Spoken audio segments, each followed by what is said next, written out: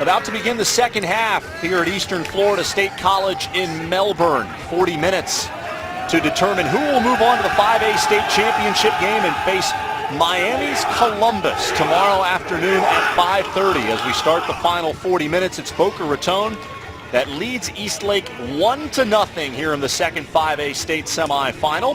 Tomer Bitten has the only goal of the game. Sebastian Elney earned a penalty kick in the 16th minute. Bitten converted that into a goal. And that's the only score as we begin the final 40 minutes. With Jamie Watson, I'm Austin Lyon. And I think both coaches have reason to be happy as we start the second half, and both coaches probably have reason to be upset. Eastlake could be down a lot worse than 1-0, but they are still trailing, and they didn't create a ton of chances in that first half. Right, I think collectively Eastlake has proven that they deserve to be here and that they deserve to be in this game. Minus one mistake, this game's all square. So, you know, if they can limit those mistakes in the second half and then also create mistakes on Boca's end, that's going to hopefully lead to them getting an equalizer here and making this game all square back to where we started. Eastlake aggressive here to start the second half. Shot from Nate Himes sails over the goal. And he expresses some frustration. Knew he had a pretty good opportunity there as Boca perhaps not completely focused to begin the second 40 minutes.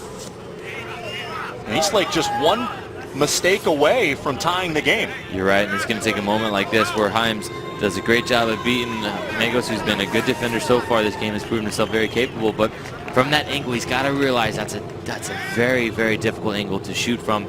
Does he have teammates that are in a better position? So maybe when he gets in that opportunity next time, he's going to look to square that ball across for somebody else, or at least put that on target to give himself a chance to score. Because if you put it into Rosie there, nobody's better off for that. So you've got to make sure to be more effective when he gets into the box and gets opportunities.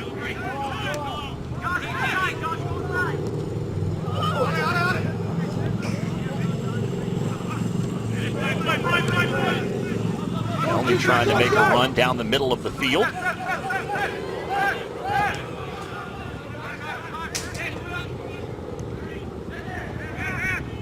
Oh, good skill.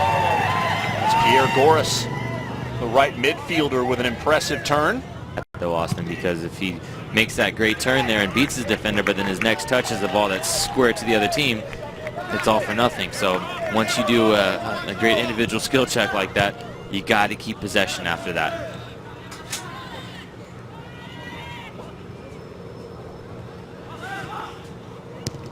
This is better, though, from Eastlake. Look at this possession, confident that they're good track back in the end, but it's better from them so far. The first couple of minutes, they've come out and put good spells of possession together, and it's been able to have them walk the ball up the field 10, 15 yards, where they're a lot higher up now and putting Boca on the back foot. Yeah, good activity level from Eastlake, I think, to begin the second half here, the first couple minutes. And they needed that. They needed to start like that. Goris in the center of the field, and a good tackle. Oh, he should be red carded for that. That's a dirty, dirty tackle. Pierre Goris being called away by the official, James Stakely. Some Boca Raton players would like to have a word with him. And you see Goris with two hands up, and he will be shown a red card. So the night is over for junior midfielder Pierre Goris. That's a rush of blood to the head there, and watches the tackle kind of going for the ball, and he's 2 feet off and just stamps right on the leg there. There's no arguments. When he watches his back, he's going to see it too. I mean, it's frustration because you don't want your season to end that way, and your team's already down and going. Now they're down a guy, but there's no complaints there. That's just a rush of blood to the head and a rash tackle there that is unnecessary and completely deserving of a red card there, Austin.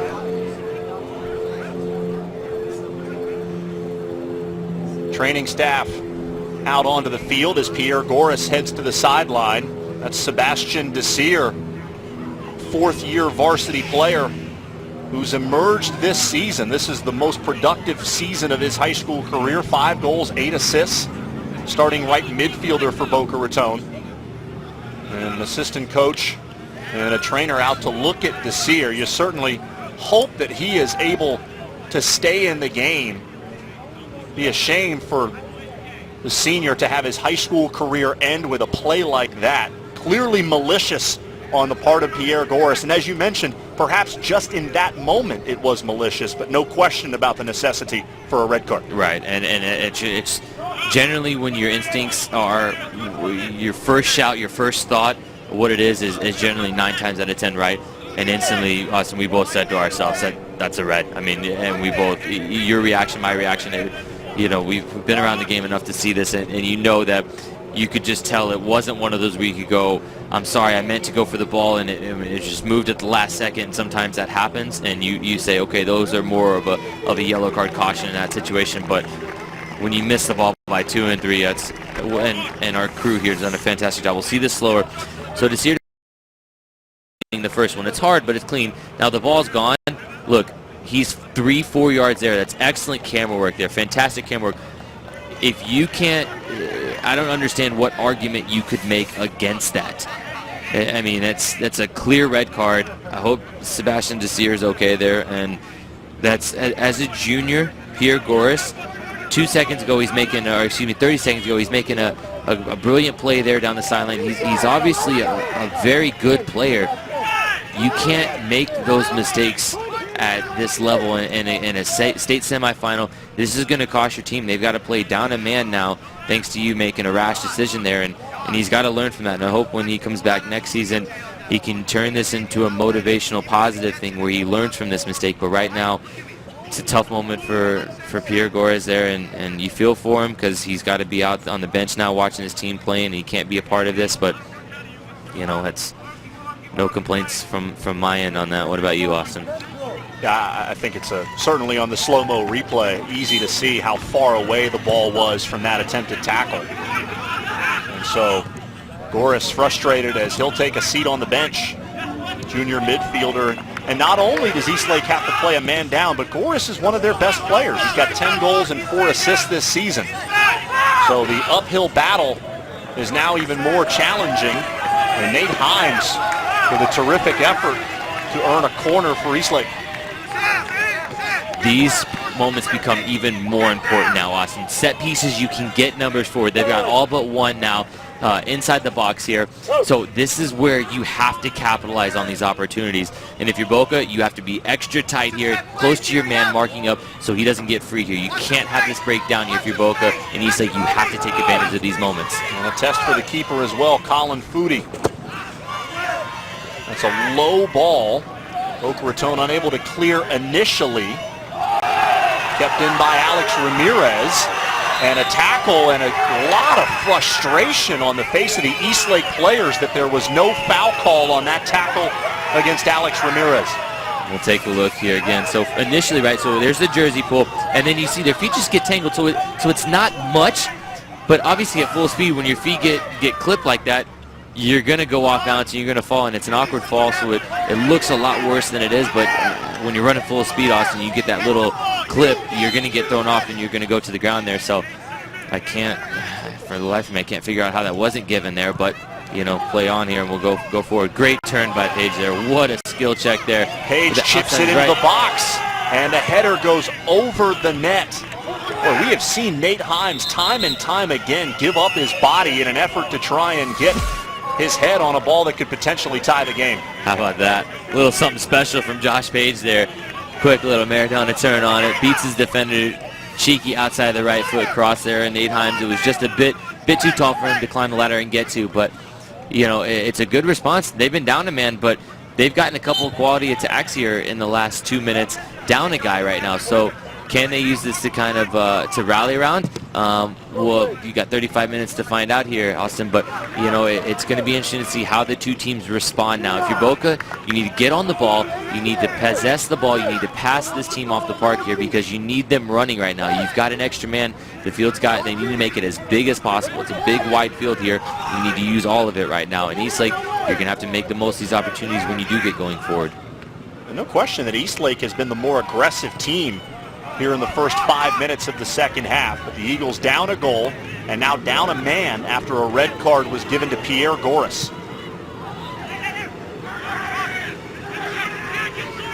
Boca, this is what they need now. Spread the field out. You don't need to necessarily go long every time because that just gives possession right away. Well, here they'll be fortunate enough to get it, you know, back off of a throw-in. But you know, with the quality they have in midfield, they can just continue to put passes together now and pass, wait for the moments to look for the final killer through ball that gets somebody in. You don't need to force it within one pass. You know, 6, 7, 8 passes here eats up some time and gets you higher up the field.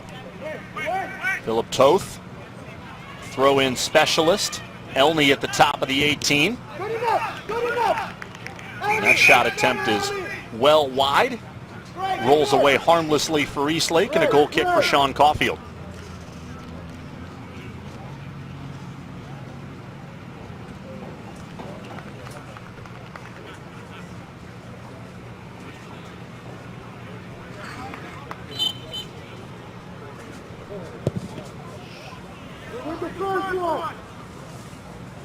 Winner of this game will face Miami Columbus in tomorrow's state championship match.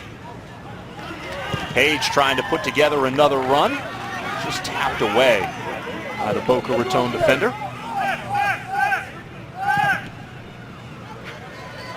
And Caulfield, not wanting to take any chances, anxiously boots that ball out of bounds. And Elney, looked like Elney was poised to take that throw in. He'll put it on the ground.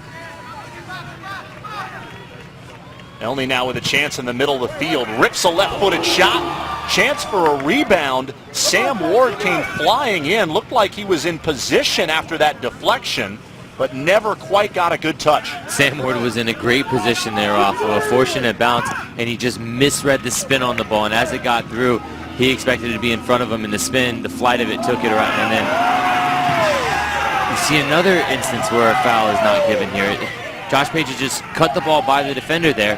He's clearly gone by, and I don't know, for the sake of not having you listen to me complain about it, Austin, but that's 2 now, I think, the referees missed in favor of Eastlake. I'll take up the mantle for you there. I think Carlos Pestana just dragged Page to the ground, but the official sees it differently. Eastlake still with possession, ball going toward the corner, and the Eagles certainly now looking for the whistle. And that's a natural expectation. After a player of your team has been given a red card, players are going to expect that they're now going to get the benefit of the whistle playing a man down, but not the case thus far. Boca Raton looking for a 2-0 lead. Shot was deflected and stopped by Caulfield. What a big save by Caulfield here. So Philip Tooth gets in on the sideline, cuts in, does a great job, puts his foot through, looking at the far post. Caulfield, big save there, gobbles up the rebound.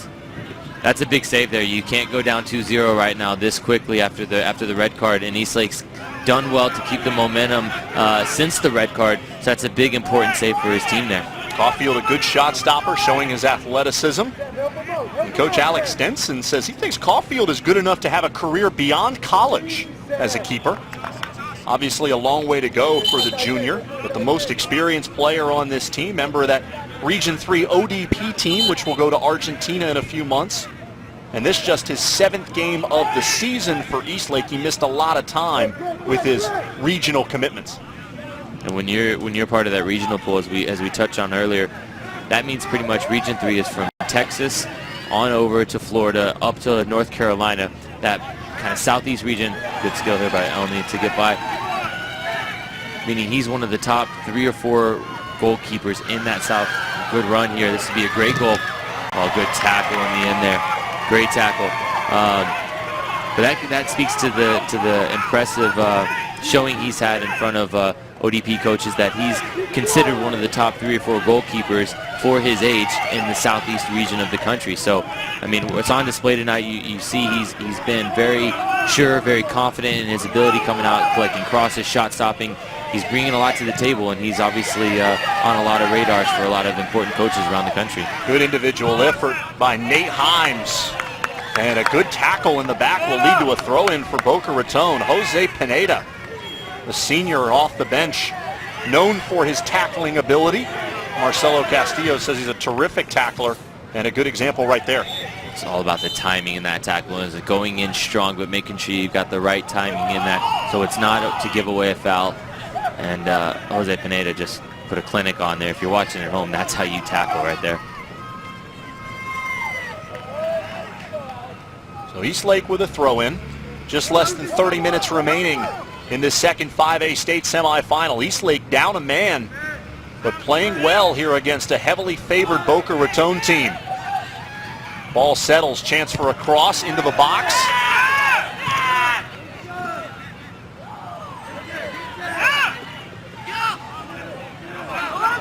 Moby out there to challenge defensively.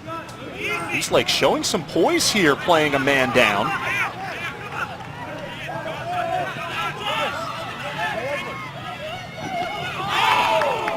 And a hard tackle against Sam Ward as the ball continues up the far sideline. Crossed into the penalty area and easily handled by Caulfield.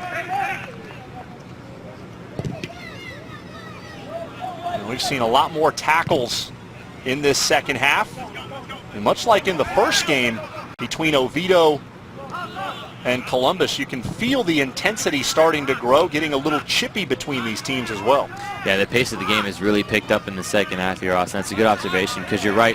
Teams are flying in with tackles. We've already seen a rash one that's brought on a red, but you've seen some well-timed tackles, and you've seen players putting themselves about here, and you see what it means right now. You're looking at the clock, you're seeing starting to tick down. We're 28 minutes away from one of these teams advancing to the state final. So as the game wears on, you're going to see players put more and more emphasis on what it's going to take to win and the will to win right now. This is where you're going to have to look inside, look at the guys next to you, and figure out what do we have and what does it take to get us there to the final tomorrow.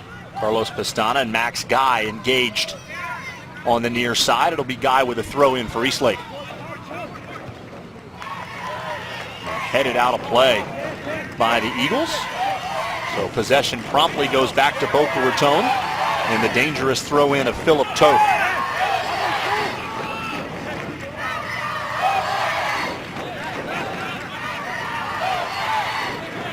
Toth with a long approach on all of these throw-ins. That one gets almost to the front of the net and comes right back to Faith. Good turn, back to Toth.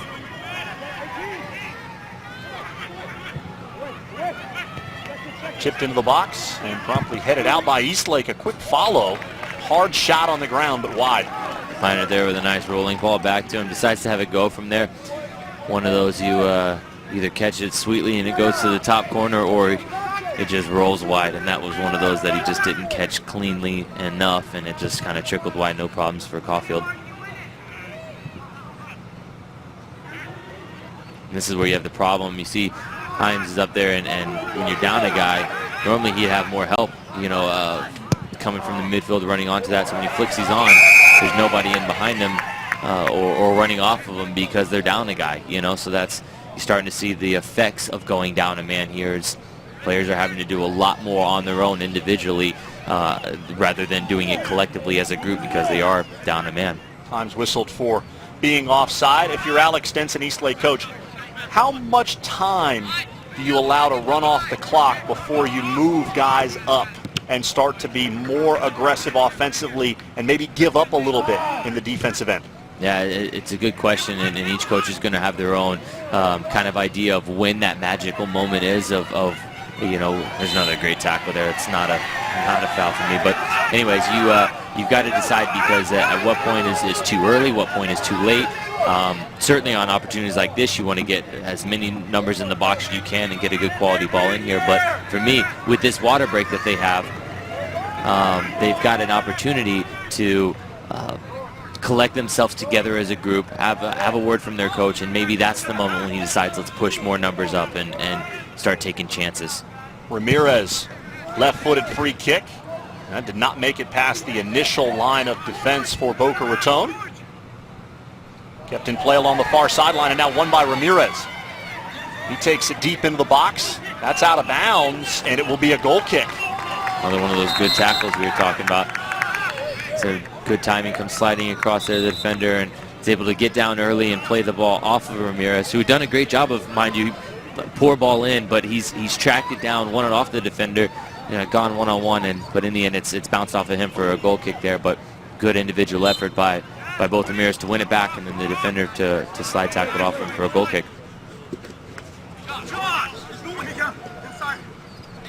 Miguel Silva in the midfield. Nice win in the attacking third for Eastlake, and a throw in for the Eagles. Haven't talked much about Silva, but a sophomore who plays with great pace. Exciting left foot. He's got 5 goals and 4 assists this season. Remember, Eastlake playing a man down. Pierre Goris was given a red card early in the second half for, certainly from our vantage point, looked to be a malicious tackle, and now a run for Sam Ward. One man back, Ward one-on-one with the keeper, and again Caulfield rises to the occasion. What a save, what an individual effort by Sam Ward to get in that one-on-one position. Uses his pace to get in behind there. Clever to win the tackle to get by the last defender here. But once he does, you see he sticks with it, got on his favorite left foot, and it's just 1v1 there. Caulfield stays big, stays on his feet, doesn't go to ground too early, makes himself big, and with his frame, it's going to take something special to beat him from that distance, and he's just able to get his leg there, and reaction save, kicks out to keep it 1-0.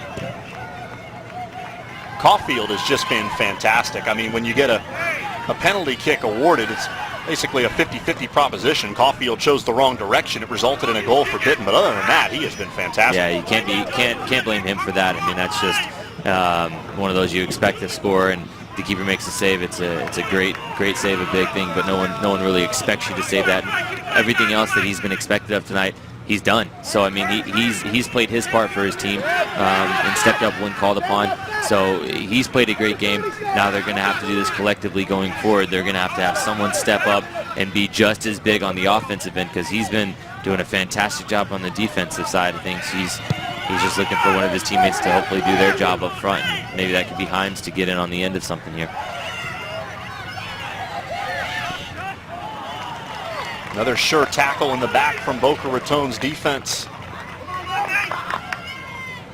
And a throw in upcoming. Lucas Di Carvalho with that tackle.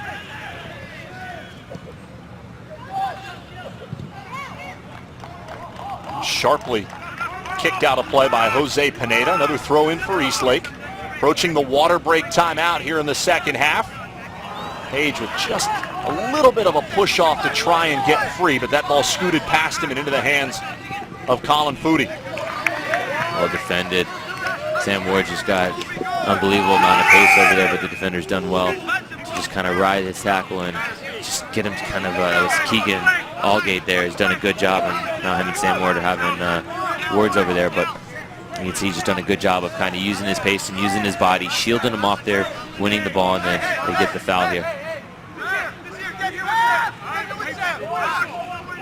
Another set piece opportunity for Eastlake as we approach the midway point of the second half.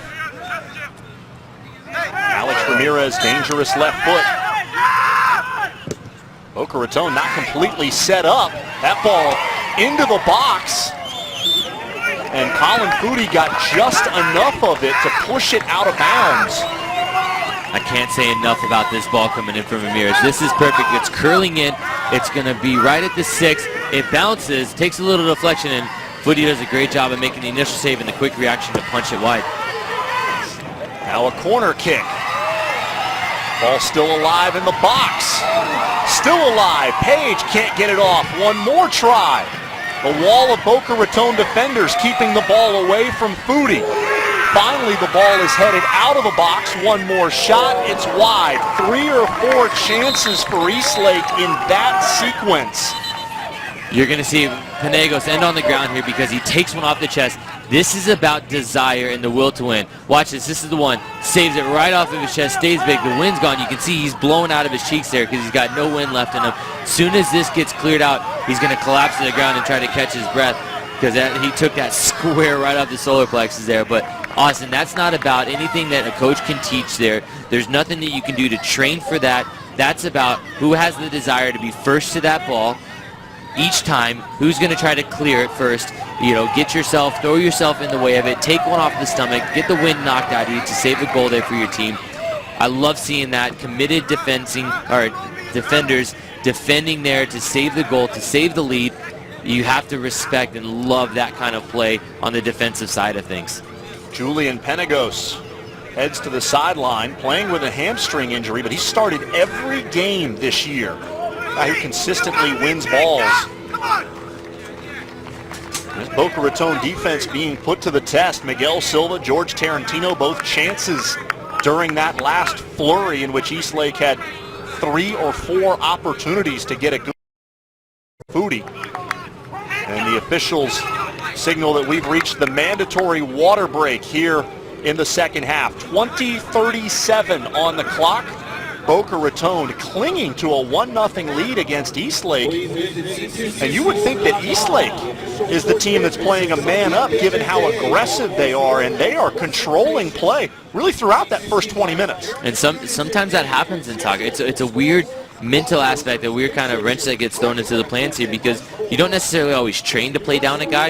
You don't train to play up a guy. So this is an oddball scenario here where you kind of have to make do. And right now, Eastlake's done a better job of reacting to the scenario, not using it as an excuse, but using this as a thing to kind of gain momentum around. You wouldn't be able to tell if you're just now joining us and watching this game. You wouldn't know that Eastlake is down a guy by the way they've played since that red card. And that's a testament to the team, the character that they have, because they're coming back from facing this bit of adversity, pushing numbers forward, still continuing to go for goal, get efforts, and they've done a great job defensively when called upon. They're obviously down a guy. Boca has that advantage. They've exploited it a time or two, but not as much as you would think. A team as skilled as Boca, they should be able to pick this team apart right now using the space. It's a big wide field. They should be able to keep possession now. They haven't done that, and Eastlake has done a good job of making this game seem like they're even in numbers right now.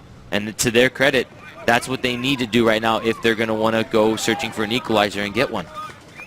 Winner gets Columbus out of Miami in tomorrow's state championship game, which comes your way at 5:30. We remind you, for all the latest high school sports news, watch High School Scoreboard weeknights at 6 and 6:30 p.m. It's your source for game highlights, stories, interviews, and the latest recruiting news. High School Scoreboard weeknights on Bright House Sports Network, your home for high school sports.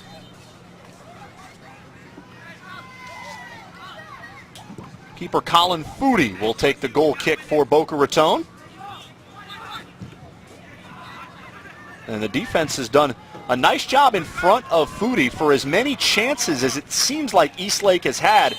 Foodie has not been put in a position where he's had to stop a number of shots like Caulfield has. You're right. Caulfield's definitely been called upon more with these one-on-one opportunities where he's need to come up with these reaction saves.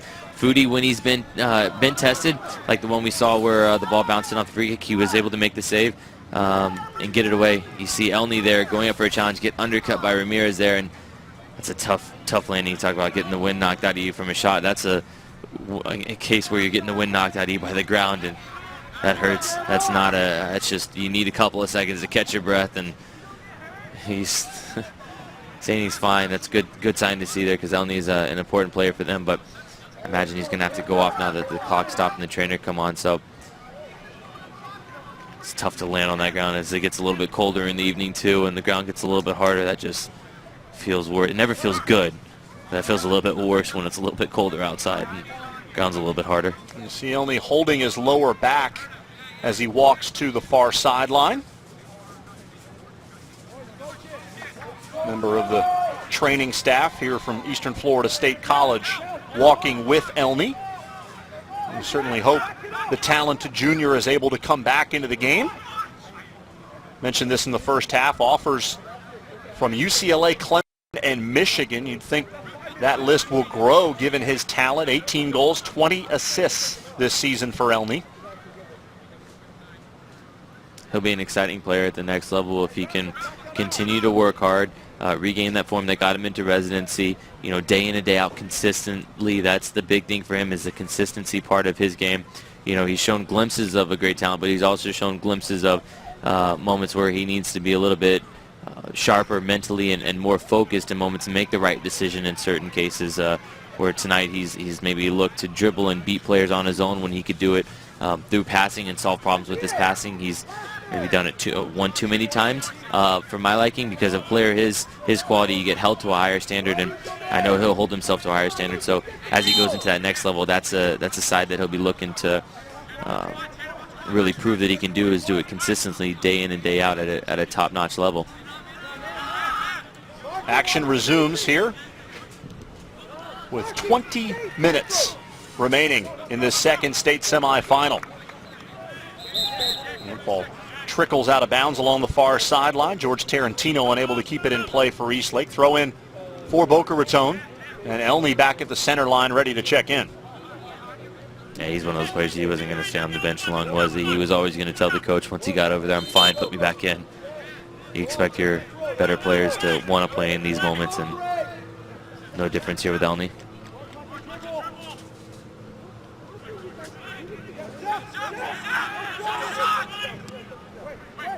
Elney serves it into the box. Perfect ball and a second goal for Boca Raton.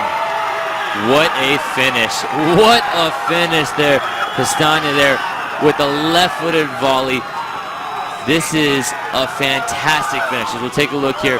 Elney gets the ball after just coming on, curls the ball in, and watch this. Coming, opens his body. Perfect technique to the side netting there. You see he ends up landing on his shooting foot just the way you're taught as a youngster growing up. When you're working on those in training, when you take off from your left foot and shoot, you want to land on that shooting foot. He does a great job of staying over the ball, doesn't get under it too much to put this over, puts the right amount of pace to beat Caulfield, who's been great tonight, mind you, but there was no saving Carlos Pestana's shot there. 2-0 Boca Raton. What a great finish. Just his second goal of the season. Carlos Pestana, the senior who starts it right back for this Boca Raton team. Now 2 goals and 2 assists. And a tremendous run right there. Credit Elney with the perfectly placed serve. And the attack from Pestana had to be precise. The way Caulfield was positioned, there was not much space along that far post. And just a brilliant strike from Pestana. And now Eastlake, a man down and 2 goals down. It may be just too much to overcome for the upstart Eagles. You said that was second goal. He celebrated like that. He's like he scores every week with that beautiful backflip there. Colin Foodie easily handles that cross off the left foot of Miguel Silva. So Elney gets hurt, comes back in, and promptly of the year. And that may be the goal that secures Boca Raton's spot in tomorrow's championship game opposite Columbus. And that's why he's got that ability. He's got that in his locker where he can come back from getting the wind knocked out of him, get the ball out of his feet, pick out Pestana there, and just put it right on a dime there for him to finish with his left foot there. He's got that ability, and that's what we were talking about, getting that out of him over the entire course of the game instead of fading in and out at times. He's got the ability. You expect that out of him, and what a great ball that was. I mean, there was literally no better place that he could have put that ball, and just a great finish there by Pestana. Alex Ramirez shaken up for Eastlake. Coach Alex Stenson came across the midfield line to collect his senior midfielder and take him back to the bench area. Elney sheds a defender, looking to make it 3-0. And Max Guy able to get back defensively and defend against Liam Mahon, senior reserve forward who just came into the game. Max Guy with a crucial tackle there. If he doesn't get over and use his speed and take him at the right angle there, forwards in there. So that's a great tackle by Max Guy there. Important. He does a great job of running 40 yards to get in that position to make that play after Elney puts a perfectly weighted pass into space there for the forward to run onto.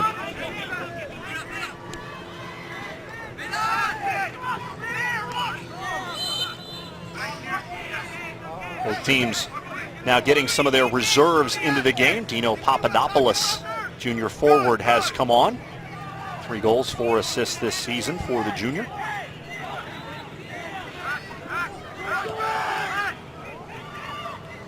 I think this is a case of getting as many forwards on the field as you can right now for Eastlake, because you got to throw caution to the wind here right now. You got to go searching for your first goal of the game.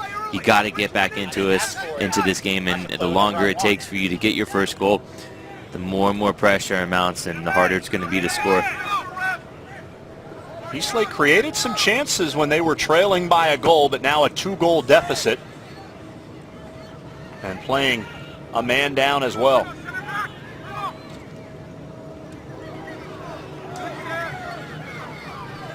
Pineda's been good since he's come on. He's made some important challenges. He's been very good for Boca coming on here as a substitute. We approach 15 minutes to go. And that ball cleared away by Sam Ward.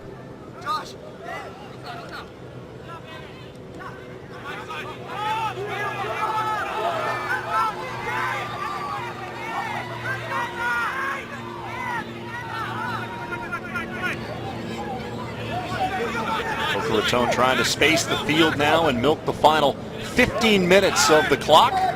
Move on to tomorrow's championship game. And we're talking about it all as though it's a foregone conclusion, but certainly not over. And a 2-0 lead, old soccer cliche, that can be a dangerous advantage, right, Jamie? Yeah, you know, the cliche of 2-0 is the most dangerous lead in soccer, but another cliche I heard is there such a thing as a dangerous lead, because you're in the lead and they've got to chase the game now. But going off of what you were saying there, what you mean by that, if Eastlake gets a goal here, the momentum shifts completely in their favor, and it's 2-1. And at that point, if they can push on and get a second goal in 2-2, when it's 2-2 after coming back from being down 2-0, mentally that's crushing, because Boca Raton right now may feel as though they have this in the bag. And you talk about if they're able to get one, well, they're still up, but the momentum's going to be in Eastlake's favor. And then the 2-2 makes it a completely new game with all the momentum of two quick-fire goals back-to-back. So, you know, you're right.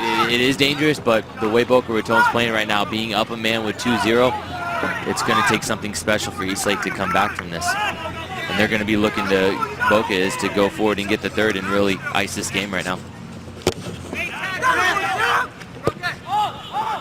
Battle over near the corner flag, won by Louis Roque, the freshman. Started the season on JV. He was a guy who wasn't feeling well before the game today. Key goal in the region final. Only on varsity for 6 games, but it started 5 of those 6 games. And that service just a little bit too strong off the foot of Pestana. 13:25 to go here from Eastern Florida State College.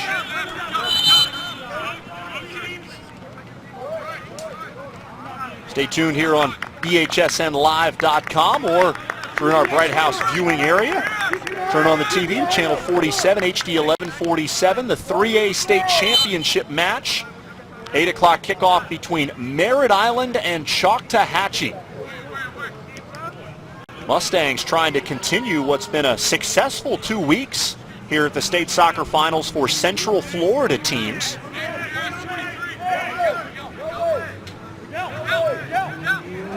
First Academy won the 1A title. Bishop Moore will play for the 2A title tomorrow, and Merritt Island in the 3A title coming up next. And as Eastlake continues to try and break the seal to get on the board here in this 5A semifinal, I think we can probably start to look toward the championship game a bit, Jamie. A battle of South Florida teams, assuming this score holds. It would be Columbus against Boca Raton. You had a chance to watch both semifinals today. How do you think those two teams match up? It's going to be a good game. I think you got two good teams that play similar styles of play. They've got very quick players in the midfield and in the attack. But then also defensively, they've got very strong defenders. I mean, we saw Columbus with, who were the defenders?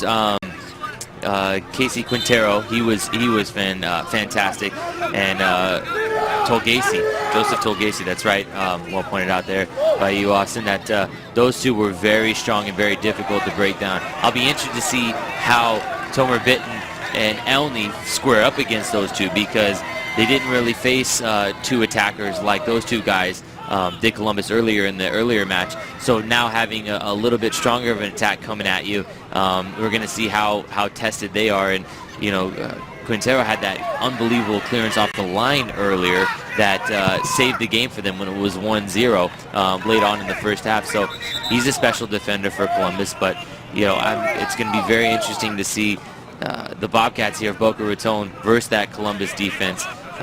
Which one cancels each other out here? Do they cancel each other out? Which one can find a bit of superiority out of that? It'll make for a very interesting final tomorrow if this scoreline holds up. Marcelo Castillo said in multiple stories in the South Florida News that he would show his team tape from last year's state semifinal loss to Cypress Bay. We talked to him before the match. He said he hadn't pulled that out yet. He had it with him. just in case his team needed some motivation and they reached the final. It was something that he could turn to, but got a sense that his team mentally was in a pretty good spot. And I think a lot of people, if this score holds, will see the 2-0 line as Papadopoulos gets off a shot that's just wide. Great effort. You see this ball bounces around here and ends up fighting for the loose ball. Himes, clever ball, good turn by Papadopoulos here. Just curl on it there, but I think that's got Foodie beat. He's done well to get across to cover it, but in the end it's gone wide, out for a goal kick. But the question being asked there, he's got to keep Foodie alert there with that, and Papadopoulos turns there and gets a good strike on goal, or just, excuse me, off goal, but at target.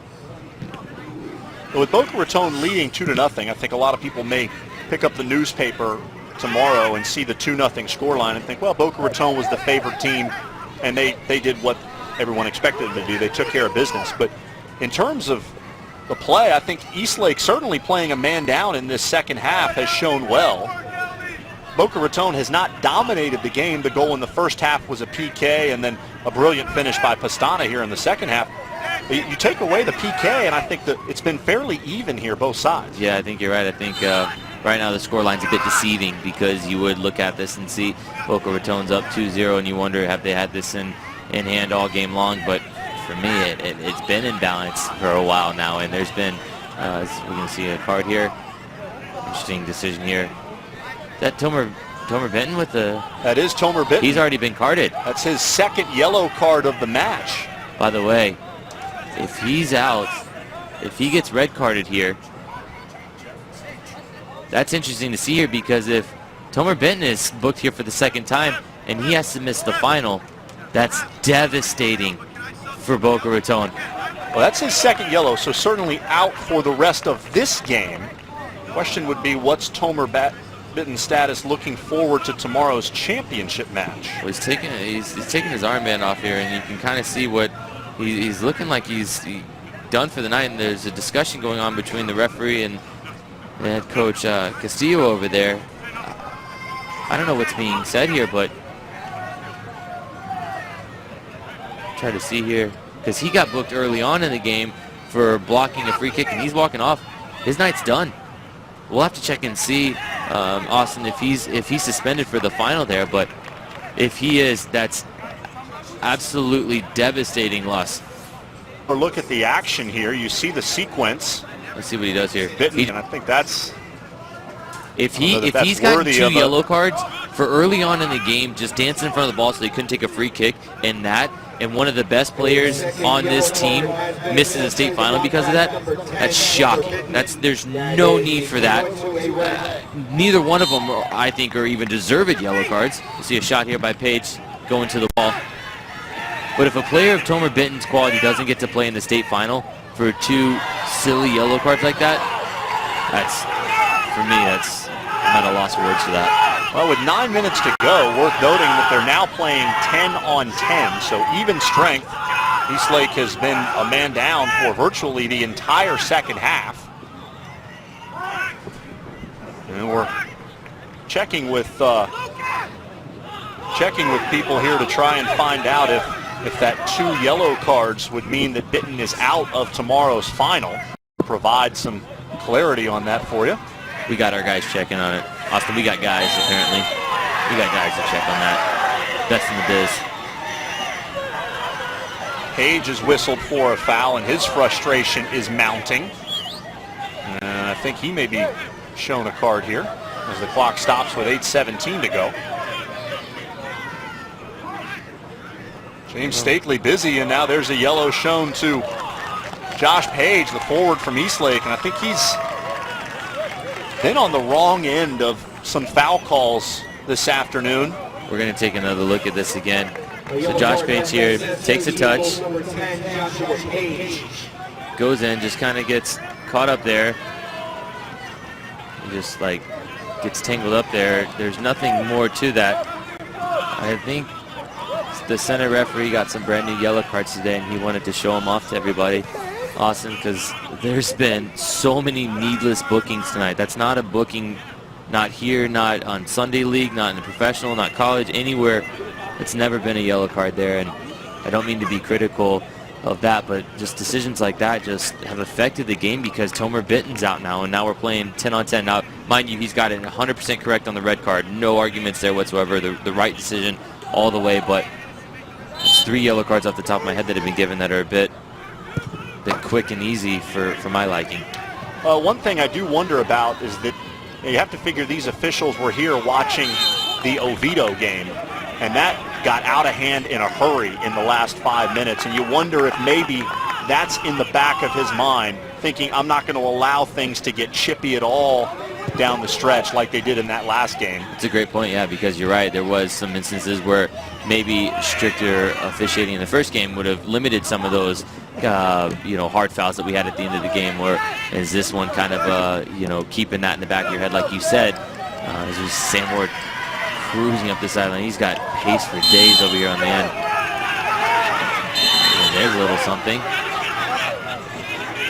And there's the yellow card for Sam Ward. I agree with that one there. That was needless by him, a little bit rush ahead, blood to the head. He's tried to limit those, and maybe that's where the other yellow cards have come into play, and that's kind of setting the tone here. But you're right. The game we had before this got out of control at the end from Oviedo. They lost their cool in situations where they needed to keep their heads, and hopefully this is an attempt to keep cooler heads from prevailing here.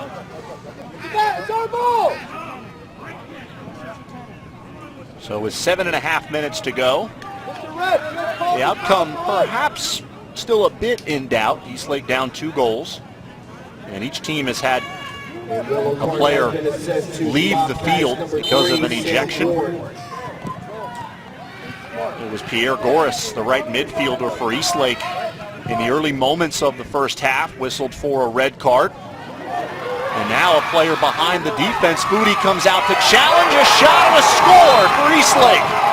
The Eagles finally break through. It's Bruno Scafidi with his 5th goal of the season. And with just more than 7 minutes to go, it's not over yet. What a great flick on here. Throws his body in the line there.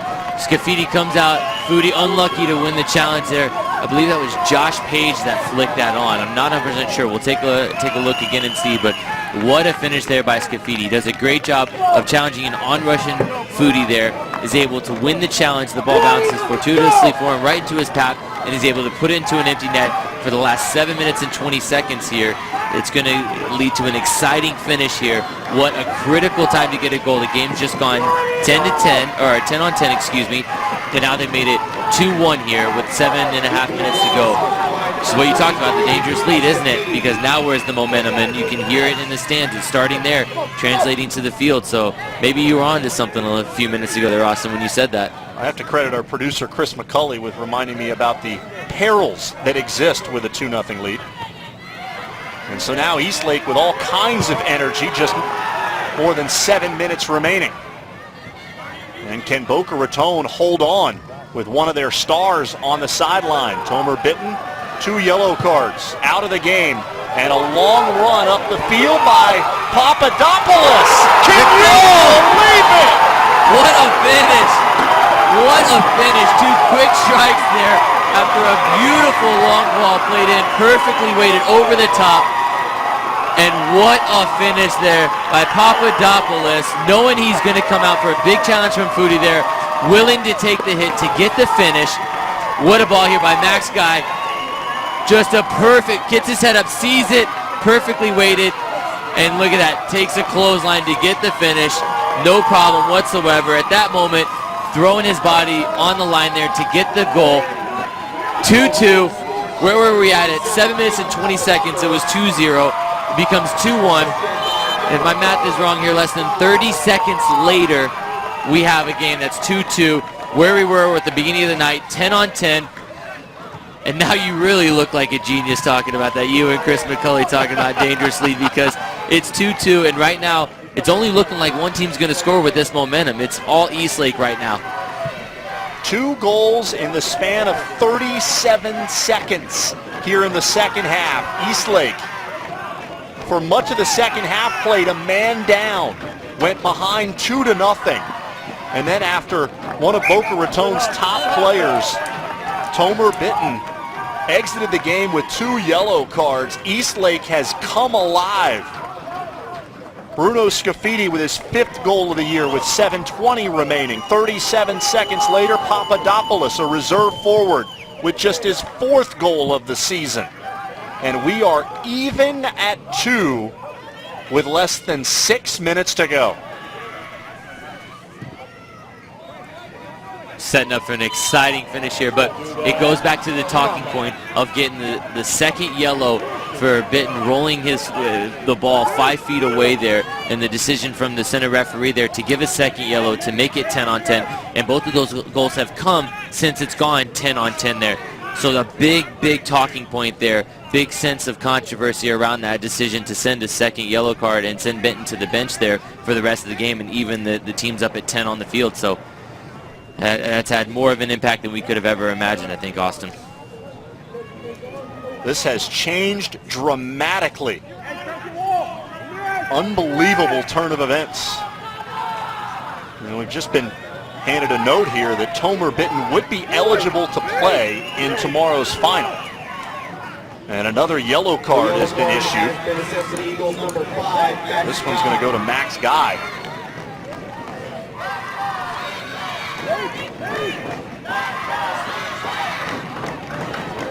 So a free kick for Boca Raton. Bobcats once in command. We were already looking ahead to tomorrow's final. And now we are even at 2. 5:10 remaining in the game. Free kick upcoming for Boca Raton. Sam Ward and Sebastian Elney, both positioned behind the ball. Elney's left-footed here, so he's going to run over, and it's going to be Elney from distance. Elney through the wall, and just before it reaches the end line, Caulfield able to corral it. Caulfield exchanging pleasantries there with the forward. I didn't know what he thought of that little shoulder that the forward left in for him there. Papadopoulos has ignited some offense here late in the second half. Foul whistled against Boca Raton's Page. He's got to be careful. He's already been shown a yellow card.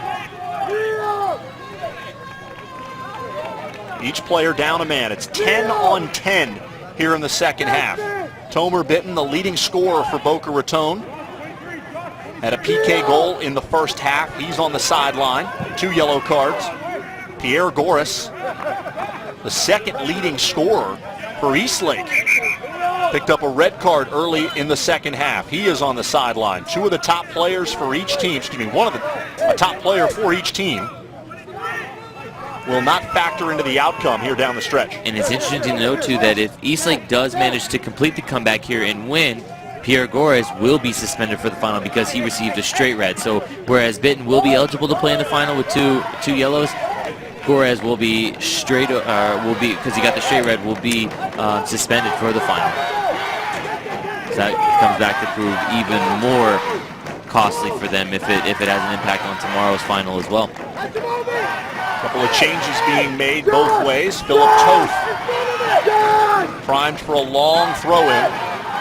15 assists, throw-in specialist for this Boca Raton team. Hasn't been as effective today. In talking to Marcelo Castillo, he said Toth could routinely throw it all the way across the field, but one thing to keep in mind as you watch this game and any other subsequent games in the tournament is that this is a full-length field. Most often high school teams don't play on a field that is quite this size, doesn't have the same dimensions. You're right, and that makes a big difference because this field is massive, and it's actually to the maximum regulations that a field can be, 120 yards long by 80 yards wide. So you're right, when you're playing on a normal high school stadium where it's normally a football-sized field, that's normally about 65, 67 yards wide. So those throw-ins really be coming to the middle box, but when it's 80 yards wide, the maximum length that it can be, these throw-ins aren't quite as dangerous as necessarily it would be on a football field. Ball sent in off the foot of Page. Page looking for space, flicks it toward the corner flag. And a corner earned by Eastlake. Sam Ward defending against Alejandro Gonzalez. Gonzalez just 1 goal this season. It came in overtime against Steinbrenner in the region semifinals. He's got a penchant for the dramatic. And now just 2 minutes remaining. It's a big play here.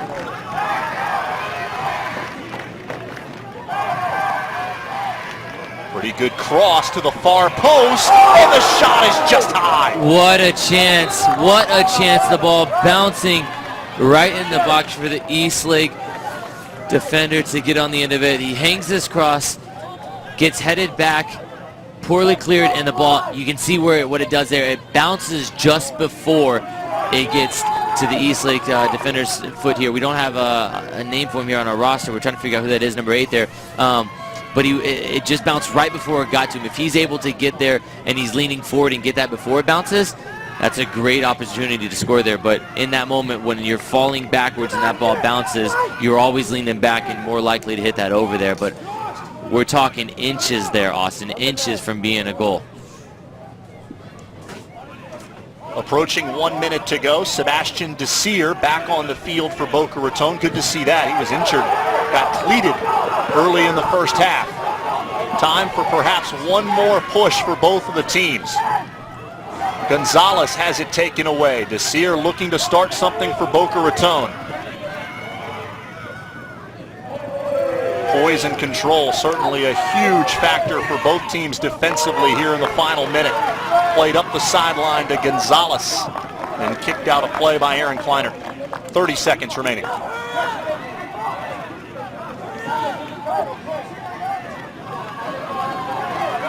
Not much urgency right now on the part of Eastlake.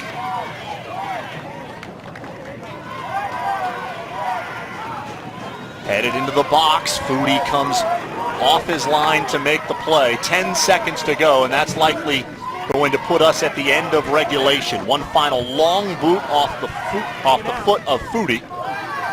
And the clock hits 0. So that brings us to the end of regulation. The teams will go back to their respective sidelines, and we will have 2 10-minute overtime periods.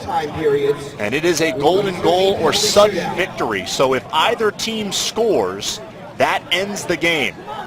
And who would have given Eastlake a chance? Trailing by 2 goals with 8 minutes to go, the Eagles score twice in a span of 37 seconds. First it was Bruno Scafidi, and then Dino Papadopoulos. And we are even at 2, headed for overtime. Is that the curse of the commentator there, the jinx that we put on, talking about a potential all-Miami final there? And Eastlake must have gotten into their ear about that, because they changed that complexion of the game completely around with 2 quick goals. I told you my math may have been off. It was 37 seconds, not less than 30 seconds there.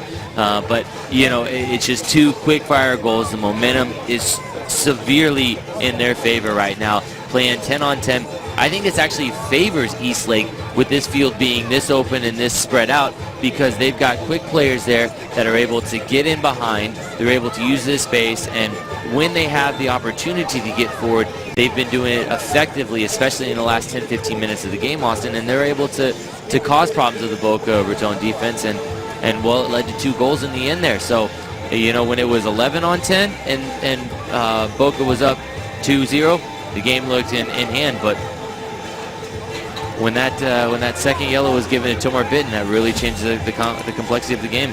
Here's all the scoring. A PK earned by Boca Raton in the first half. Tomar Bitten put that away for his 28th goal of the season. Bobcats added to the advantage in the second half. Just the 2nd goal of the year for Carlos Pestana off the assist from Sebastian Elney. But Boca Raton unable to hold that 2-goal advantage. First it was Bruno Scafidi off the terrific flick. Stays with it and puts it away in the left side of the goal. Just 30 seconds later, Dino Papadopoulos came on as a sub in the second half. A tremendous run. Controlled it, and that one touch got past Colin Foodie, and just like that, we were even at 2. Wow. Wow. What a crazy game this has been. It looked surely in hand for Boca Raton, and then the game changed completely, went 10-on-10, and Eastlake was able to get 2 quick goals there and even the score up at 2-2, and it's a whole new game now. First goal wins here. Austin, this is exciting for a berth in the final, a place in a chance to win a championship. It all comes down now. You got 2 tired teams here, teams that have been playing down a man, on a big field here, it comes down to desire and who wants this more at this moment. Boca Raton has not lost this season when Sebastian Elney, Tomer Bitten, and Aaron Kleiner are all in the lineup. Now, they were all in the lineup to start the game. Bitten will not be in the lineup to end the game after 2 yellow cards. Pierre Goris, the second leading scorer for Eastlake, is also off the field. He was red carded early in the second half. So we're even at 2 between Boca Raton and Eastlake. One more review of the format. There will be 10 minutes on the clock, and we will play an overtime period. If no team scores, we will go 10 more minutes of overtime after the teams change sides. And if no team has scored within that 20-minute period, we'll go to best-of-5 penalty kicks. Which you don't want to see. Hopefully we find a winner within that, because penalty kicks is an absolute lottery. You'd like to see one team find a winner here, but you know, this is difficult because Boca goes in with arguably their best player all season, Tomer Bitten, not being able to play, being out with 2